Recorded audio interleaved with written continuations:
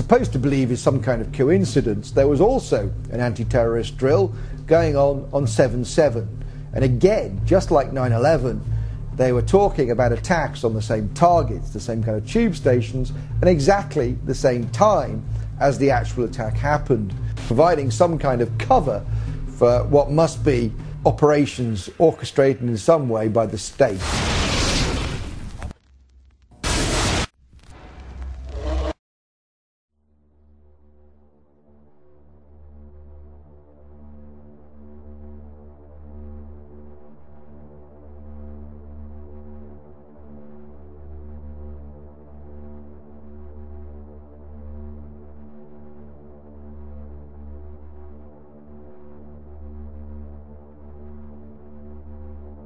I am absolutely appalled at how much people in this country do not think.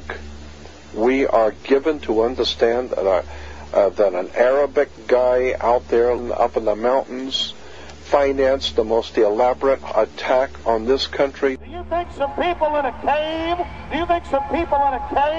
were able to have NORAD stand down? Do you think that people in a cave were able to have all of this happen? And when I think about how many Americans were killed in New York City, and believing as I do that this thing was a setup job, this is a textbook operation that Nazis used, and they've used it over and over again. America has been suckered in one more time. I don't have to tell you things are bad. Everybody knows things are bad. The dollar buys a nickel's worth. Banks are going bust. Shopkeepers keep a gun under the counter. Punks are running wild in the street. There's nobody anywhere who seems to know what to do, and there's no end to it.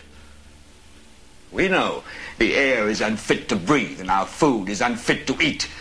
We sit watching our TVs while some local newscaster tells us that today we had 15 homicides and 63 violent crimes, as if that's the way it's supposed to be. We know things are bad, worse than bad. They're crazy. It's like everything everywhere is going crazy, so we don't go out anymore. We sit in the house, and slowly the world we're living in is getting smaller, and all we say is, please, at least leave us alone in our living rooms. Let me have my toaster and my TV and my steel-belted radios, and I won't say anything. Just leave us alone. Well, I'm not going to leave you alone. I want you to get mad. I don't want you to protest. I don't want you to riot. I don't want you to write to your congressmen because I wouldn't know what to tell you to write. I don't know what to do about the depression and the inflation and the Russians and the crime in the street. All I know is that first, you've got to get mad. You've got to say, I'm a human being. God damn it. My life has value.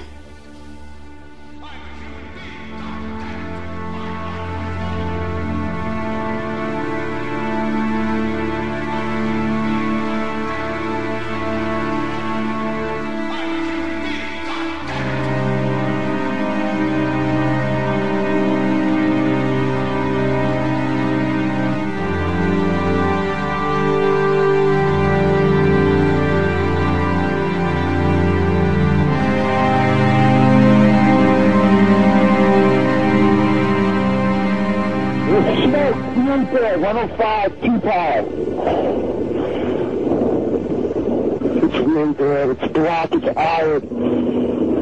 My wife thinks I'm all right. I called her and said I was leaving the building. I was fine, and I'm banged.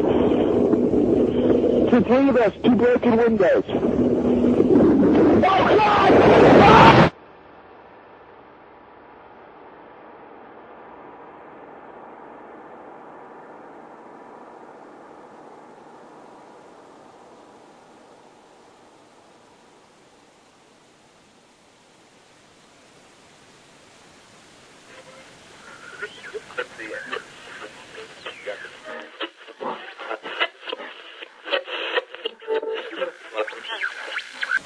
When hostilities commenced in Europe in 1939, it was realized that the American people had no intention of entering the war.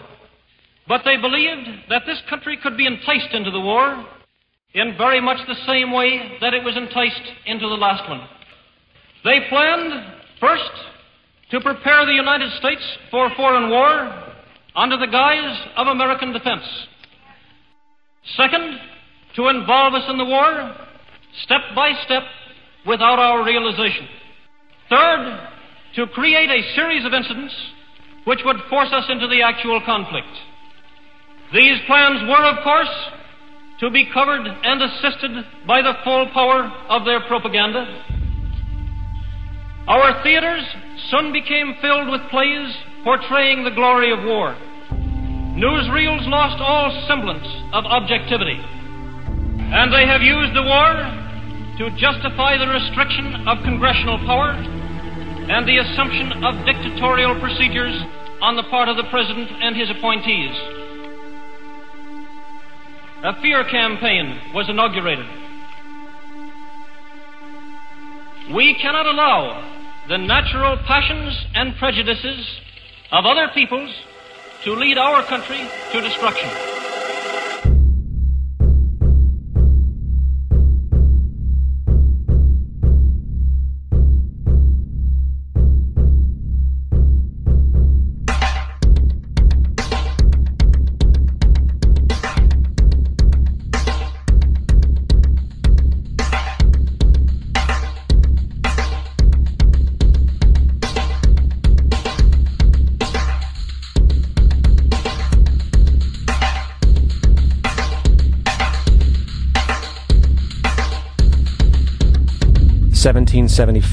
The American Revolutionary War began as the American colonies sought to detach from England and its oppressive monarchy. Though many reasons are cited for the revolution, one in particular sticks out as the prime cause: that King George III of England outlawed the interest-free, independent currency the colonies were producing and using for themselves, in turn forcing them to borrow money from the Central Bank of England at interest, immediately putting the colonies into debt.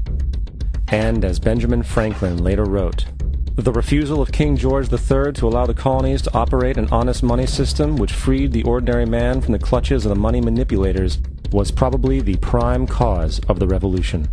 In 1783, America won its independence from England. However, its battle against the central bank concept and the corrupt, greed-filled men associated with it had just begun. So what is a central bank? A central bank is an institution that produces the currency of an entire nation.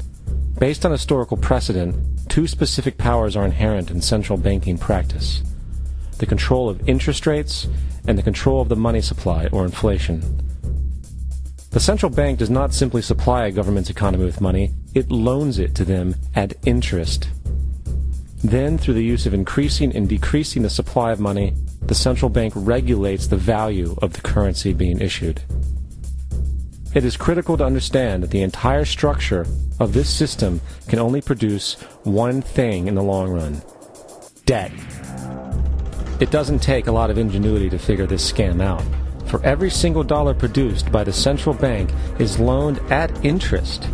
That means every single dollar produced is actually the dollar plus a certain percent of debt based on that dollar. And since the central bank has the monopoly over the production of the currency for the entire country, and they loan each dollar out with immediate debt attached to it, where does the money to pay for the debt come from? It can only come from the central bank again, which means the central bank has to perpetually increase its money supply to temporarily cover the outstanding debt created, which in turn, since that new money is loaned out at interest as well, creates even more debt. The end result of this system without fail is slavery, for it is impossible for the government and thus the public to ever come out of the self-generating debt. The founding fathers of this country were well aware of this.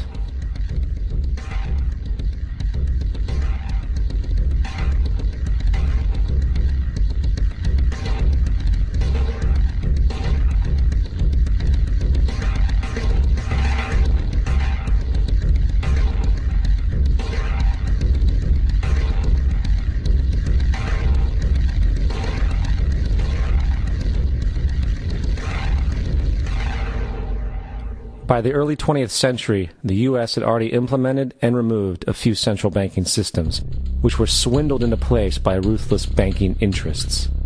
At this time, the dominant families in the banking and business world were the Rockefellers, the Morgans, the Warburgs, the Rothschilds. And in the early 1900s, they sought to push once again legislation to create another central bank.